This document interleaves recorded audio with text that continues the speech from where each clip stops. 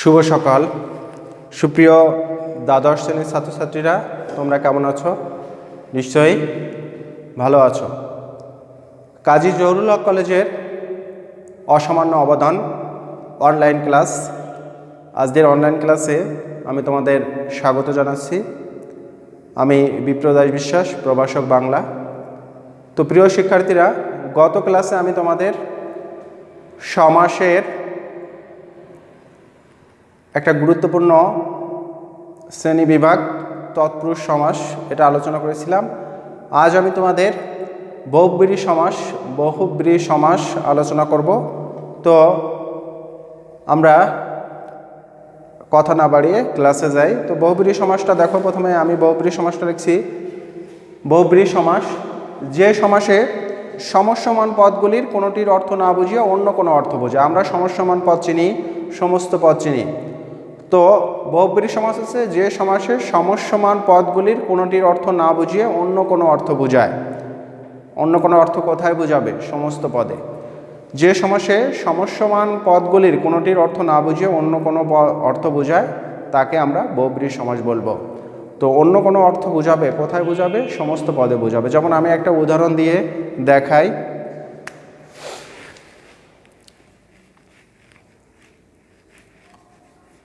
পঙ্কে জন্মে যা, পঙ্কজ। তো দেখো, পঙ্কে জন্মে যা, পঙ্কে শব্দের অর্থ হচ্ছে কাদায়।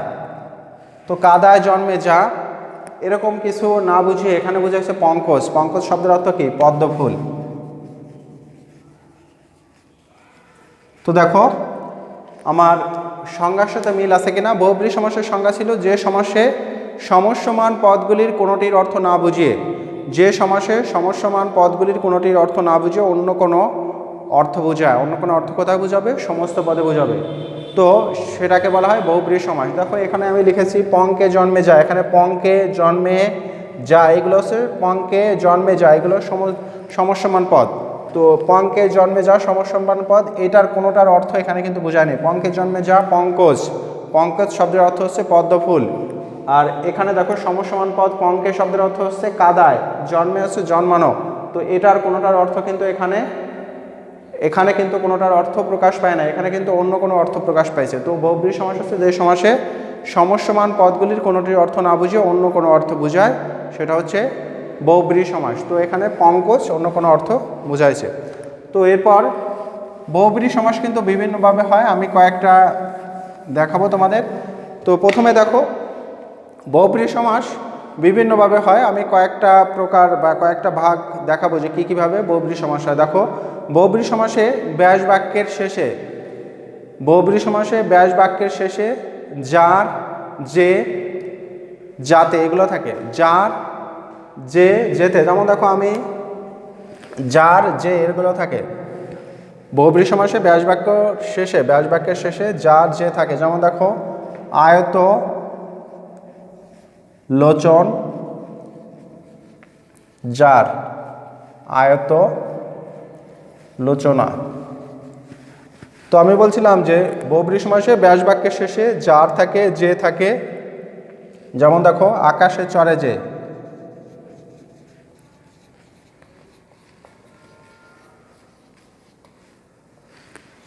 তো বহুব্রীহি সমাসে ব্যাস বাক্যের শেষে যার, যে, যাতে এগুলো থাকে।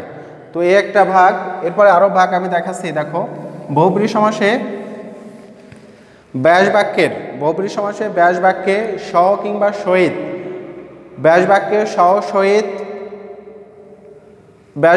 সহ সহিতের সাথে অন্য কোনো পদের, ব্যাস বাক্যে সহ সহিতের সাথে অন্য কোনো পদের সমাস হলে সহ বা সহিত এর স্থলে বা এর জায়গায় স হয়। আবার বলছি, ব্যাস বাক্যে সহ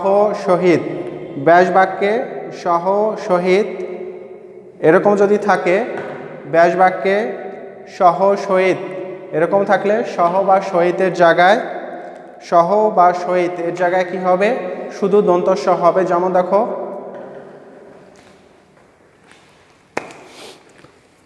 বান্ধব সহ,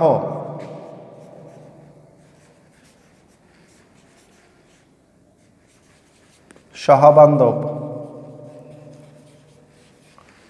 তারপরে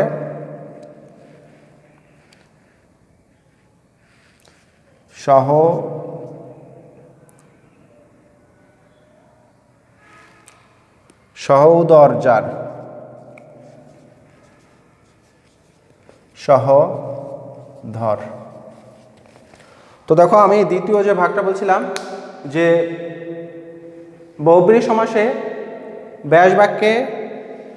ব্যাস বাক্যে সহ সহিত থাকলে সহ সহিতের স্থানে কি হবে? শুধুমাত্র দন্ত স হবে। এখানে দেখো সহ আছে, সহ সহিতের জায়গায় হচ্ছে স এরকম। এরপরে দেখো বহুব্রীহি সমাসে সমস্ত পদে, পরেরটা আমি দেখাই।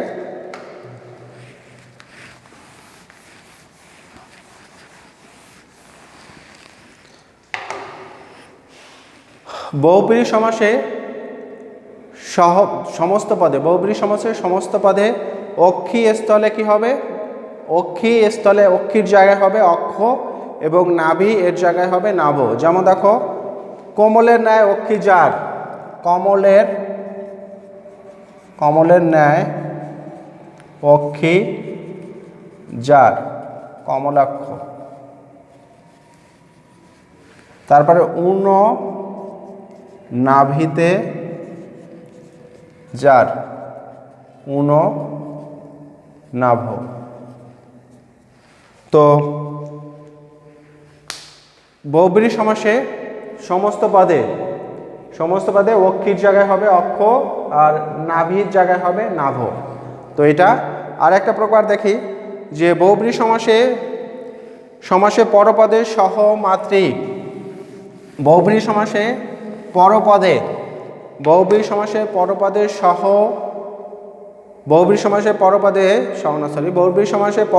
মাতৃ পত্নী পুত্র, বহুব্রীহি সমাসে পরপদে মাতৃ পত্নী পুত্র ইত্যাদি থাকলে এই মাতৃ পত্নী পুত্র থাকলে ইত্যাদি থাকলে এগুলোর এই শব্দগুলোর সঙ্গে কি হবে? ক যুক্ত হবে। যেমন দেখো নদী মাতা যার,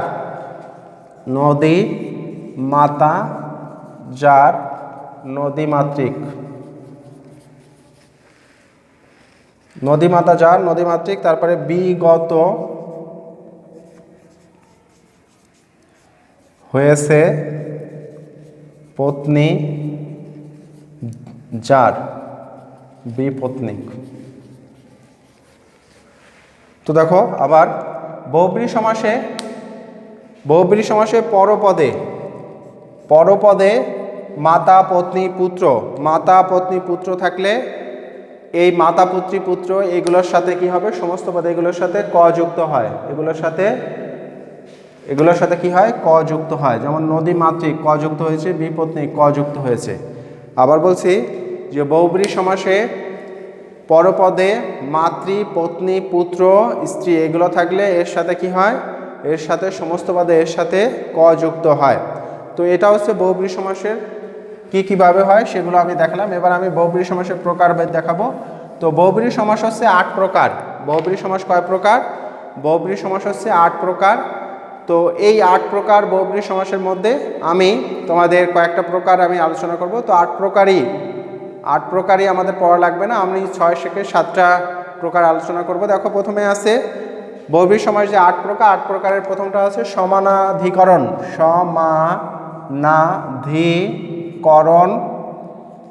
সমানাধিকরণ বহুব্রীহি। তো সমানাধিকরণ বহুব্রীহি হচ্ছে যে বহুব্রীহি সমাসে পূর্বপদে বিশেষণ এবং পরপদে বিশেষ্য থাকে। যে বহুব্রীহি সমাসে পূর্বপদে বিশেষণ এবং পরপদে বিশেষ্য থাকে তাকে সমানাধিকরণ বহুব্রীহি বলে। যেমন খোশ মেজাজ যার, খোশ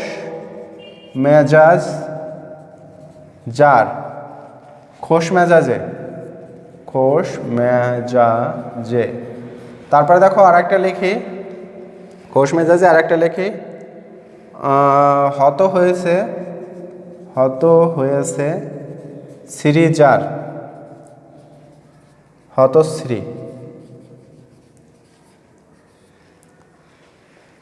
খোশ এটা হচ্ছে বিশেষণ,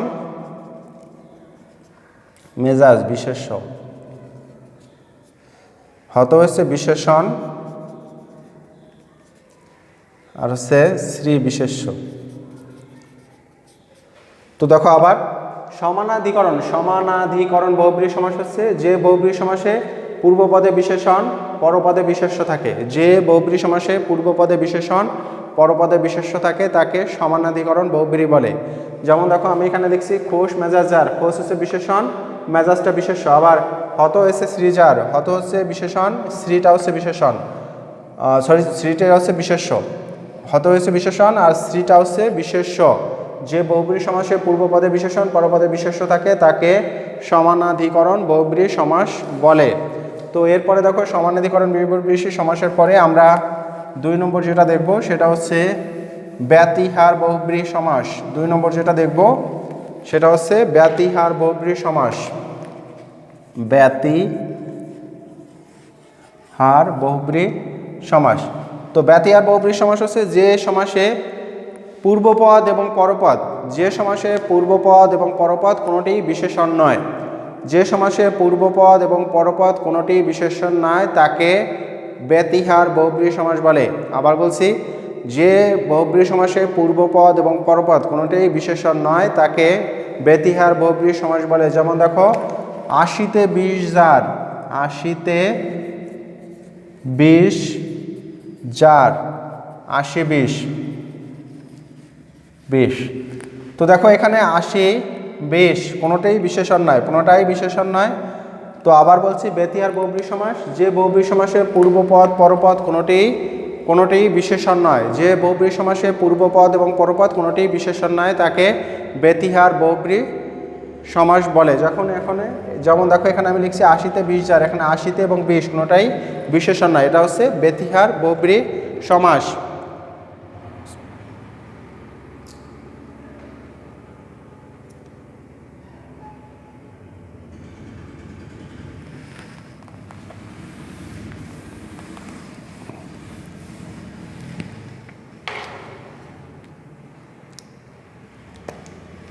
তিন নম্বরটা দেখি। 3 নম্বরটা হচ্ছে নয় বহুব্রীহি। নয় বহুব্রীহি সমাস। যে বহুব্রীহি সমাসে নয় বহুব্রীহি সমাস, যে বহুব্রীহি সমাসে পূর্বপদে নাবাচক অব্যয় যুক্ত হয়, যে বহুব্রীহি সমাসে পূর্বপদে নাবাচক অব্যয় যুক্ত হয় তাকে নয় বহুব্রীহি সমাস বলে। যেমন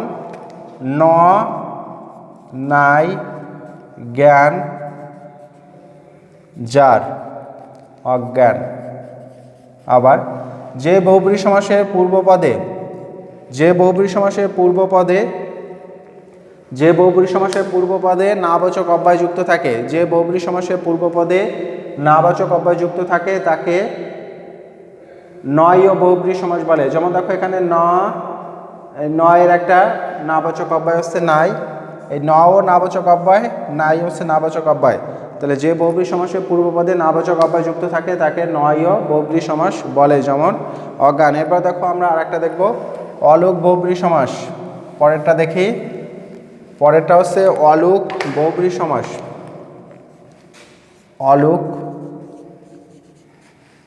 বহুব্রীহি সমাস, যে বহুব্রীহি সমাসে পূর্বপদ এবং পরপদের কোনো পরিবর্তন হয় না, যে বহুব্রীহি সমাসে অলোক বহুব্রীহি সমাস হচ্ছে যে বহুব্রীহি সমাসে পূর্বপদ এবং পরপদ কোনো পদের পরিবর্তন হয় না তাকে অলোক বহুব্রীহি সমাস বলে। যেমন দেখো মাথায় পাগড়ি যার, মাথায় পাগড়ি যার, মাথায় পাগড়ি।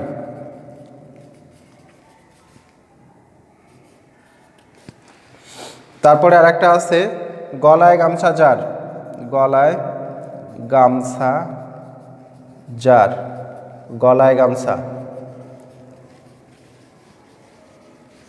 তো দেখো অলোক বহুব্রীহি সমাস হচ্ছে যে বহুব্রীহি সমাসে পূর্বপদ পরপদ, যে বহুব্রীহি সমাসে পূর্বপদ এবং পরপদ কোনো পদের কোনো পরিবর্তন হয় না। অলোক বহুব্রীহি সমাস যে বহুব্রীহি সমাসে পূর্বপদ এবং পরপদ কোনো পদের কোনো পরিবর্তন হয় না সেটা হচ্ছে অলোক বহুব্রীহি সমাস। যেমন দেখো মাথায় পাগড়ি যার, মাথায় পাগড়ি, গলায় গামছা যার, গলায় গামছা। পূর্বপদ এবং পরপদের কোনো পরিবর্তন হয় নাই, সেটা হচ্ছে অলোক বহুব্রীহি সমাস।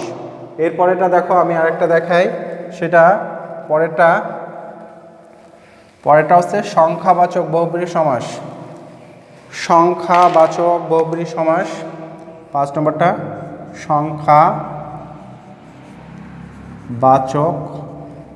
সংখ্যাবাচক বহুব্রীহি সমাস।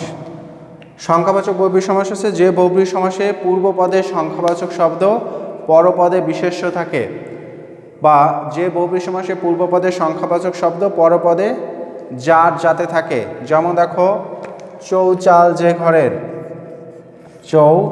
চৌ শব্দের একটা অর্থ হচ্ছে চার, চৌচাল বা চার চাল, চৌচাল যে ঘরের, চৌচালা। তারপরে তে ব্র্যাকেটে 3, পা যার, তে পায়া। তো আবার দেখো সংখ্যাবাচক বহুব্রীহি সমাস, যে বহুব্রীহি সমাসের সংখ্যাবাচক বহুব্রীহি সমাস, যে বহুব্রীহি সমাসে পূর্বপদে সংখ্যাবাচক শব্দ এবং পরপদে যে যার এগুলো থাকে, তাকে বহুব্রীহি সংখ্যাবাচক বহুব্রীহি সমাস বলে। আবার আমরা অন্যভাবে বলতে পারি, যে বহুব্রীহি সমাসে পূর্বপদে সংখ্যাবাচক শব্দ এবং পরপদে বিশেষ্য থাকে, এটা বিশেষ্য, চালটা বিশেষ্য, পাটা বিশেষ্য। তো আমরা এবং অন্যভাবেও বলতে পারি, যে বহুব্রীহি সমাসে পূর্বপদে সংখ্যাবাচক শব্দ এবং পরপদে বিশেষ্য থাকে, যে বহুব্রীহি সমাসে পূর্বপদে সংখ্যাবাচক শব্দ, পরপদে বিশেষ্য থাকে, তাকে সংখ্যাবাচক বহুব্রীহি সমাস বলে। দেখো চৌচাল যে ঘরে, এর পূর্বপদে সংখ্যাবাচক শব্দ আছে, পরপদে বিশেষ্য আছে, পূর্বপদে সংখ্যাবাচক শব্দ, পরপদে বিশেষ্য আছে, তো এটা হচ্ছে সংখ্যাবাচক বহুব্রীহি সমাস। তো আমরা অন্যভাবে বলতে পারি, যে বহুব্রীহি সমাসে পূর্বপদের সংখ্যাবাচক শব্দ এবং সমস্যমান এবং ব্যাস বাক্যে যে যার এগুলো থাকে, সেগুলোকে আমরা সংখ্যাবাচক বহুব্রীহি সমাস বলি, সংখ্যাবাচক বহুব্রীহি সমাস বলতে পারি। এর পরেরটা দেখো, সংখ্যাবাচক বহুব্রীহি সমাসের পরেরটা মধ্যপদলোপী বহুব্রীহি সমাস। মধ্যপদলোপী বহুব্রীহি সমাস।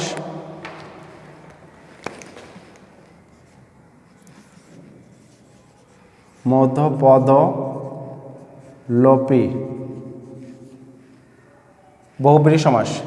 তো যে বহুব্রীহি সমাসে মধ্যপদটা লোপ পায়, যে বহুব্রীহি সমাসে মধ্যপদটা লোপ পায় তাকে, যে বহুব্রীহি সমাসে মধ্যপদ লোপ পায় তাকে মধ্যপদলোপী বহুব্রীহি সমাস বলে, মধ্যপদলোপী বহুব্রীহি সমাস বলে। যেমন দেখো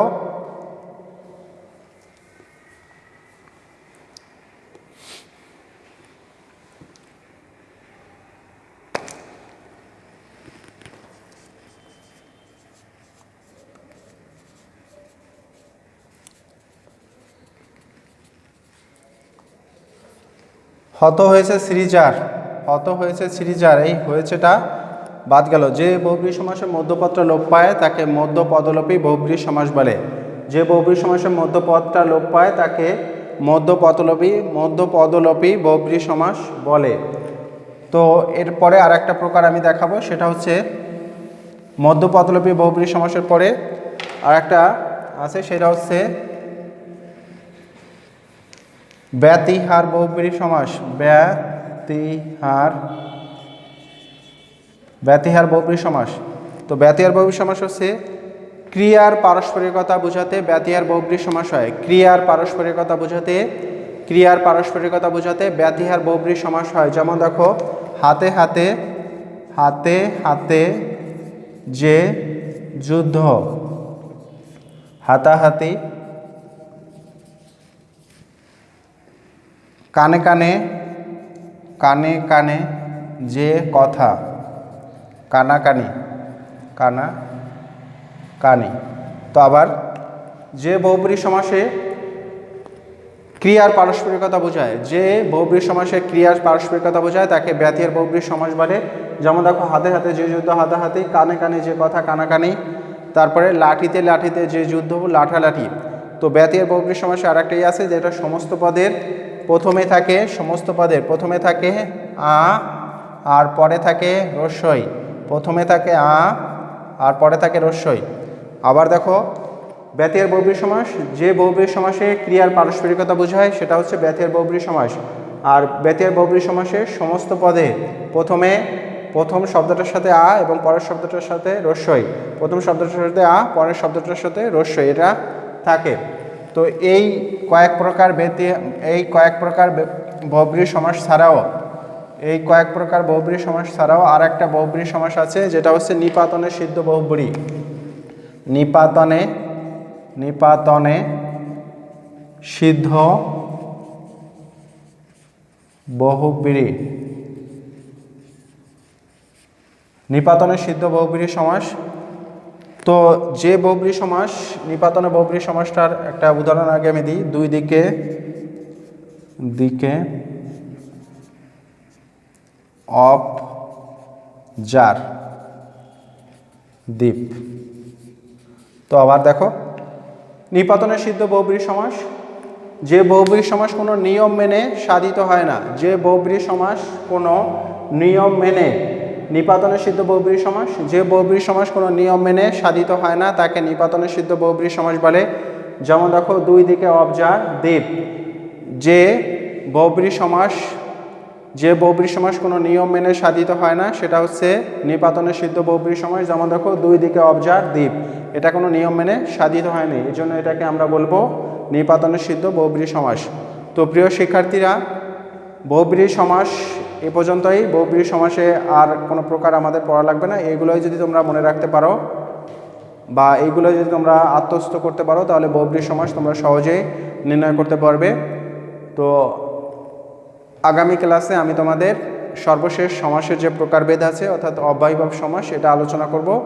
তো তোমরা সবাই বাড়িতে এই বহুব্রীহি সমাসটা আমি যেগুলো পড়ালাম এগুলো তো অবশ্যই দেখবে। পাশাপাশি বাড়িতে যে বই আছে তোমাদের, সেই বই থেকে বেশি বেশি প্র্যাকটিস বা অনুশীলন করবে, তাহলে তোমরা সহজেই বুঝতে পারবে। শুধুমাত্র বাংলা ক্লাস না, তোমাদের আগামী 7 তারিখ থেকে প্রাক নির্বাচনী পরীক্ষা হবে। তোমরা প্রত্যেক